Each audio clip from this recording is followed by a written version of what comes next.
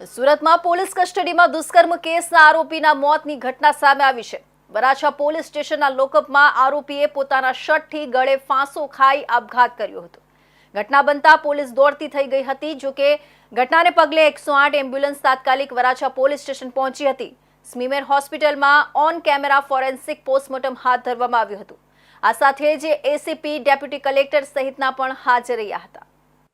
સુરતમાં 45 વર્ષીય યુવક પરિવાર સાથે રહેતો હતો। પરિવારમાં પત્ની અને 2 દીકરીઓ છે, જો પૈકી નાની 17 વર્ષની દીકરી સાથે પિતાએ અડપલા અને દુષ્કર્મ આચર્યું હતું।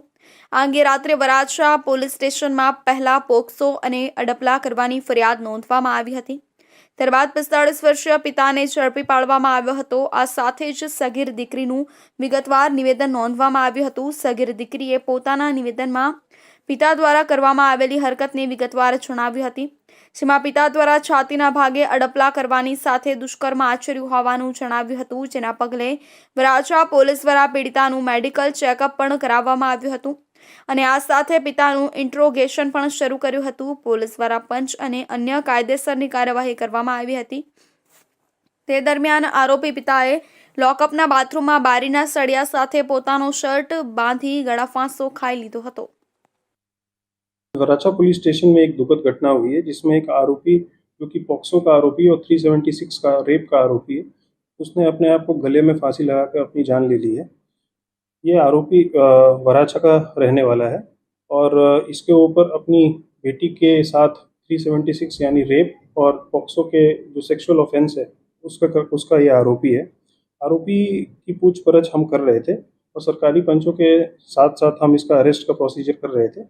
उसी दौरान इसने ये बाथरूम में गए और बाथरूम में अपनी शर्ट के साथ जाली में लगाकर अपने आप की जान ले ली और इस पे बॉडी को हमने पोस्टमार्टम के लिए भेजा हुआ है और इस पे इंक्वेस्ट जो प्रॉपर प्रोसीजर होगा उसके तरीके से होगा। हम इस पे ऑनरेबल सुप्रीम कोर्ट गाइडलाइंस और एनएचआरसी की जो गाइडलाइंस है उस पर हम आगे कार्रवाई कर रहे हैं और आगे हम इसको जानकारी आपको देते रहेंगे। ઉલ્લેખનીય છે કે પિતાના આપઘાતથી માતા વિહોણા ભાઈ બહેનોનો આધાર હવે 2 મોટી બહેનો જ રહી છે। આરોપી પિતાએ લોકઅપ બાદ ગળાફાંસો ખાઈ લીધા બાદ તેના મૃતદેહને પોસ્ટમોર્ટમ અર્થે સ્મીમેર હોસ્પિટલ ખસેડ્યો હતો, જ્યાં ફોરેન્સિક પોસ્ટમોર્ટમ હાથ ધરવામાં આવ્યું હતું। લોકઅપમાં આરોપીના આપઘાતના પગલે ઉચ્ચ અધિકારી એસીપી ડેપ્યુટી કલેક્ટર સહિતના હાજર રહ્યા હતા। આ સાથે જ ઓન કેમેરા ફોરેન્સિક પોસ્ટમોર્ટમ હાથ ધરવામાં આવ્યું હતું। 3 વર્ષ પહેલા માતાનું નિધન અને હવે દીકરી પર જ દુષ્કર્મના આરોપી એવા પિતાએ પણ પોલીસ સ્ટેશનમાં લોકઅપમાં જ આપઘાત કરી લેતા ભાઈ અને બહેન માટે હવે 2 મોટી બહેનો જ આધાર રહી છે।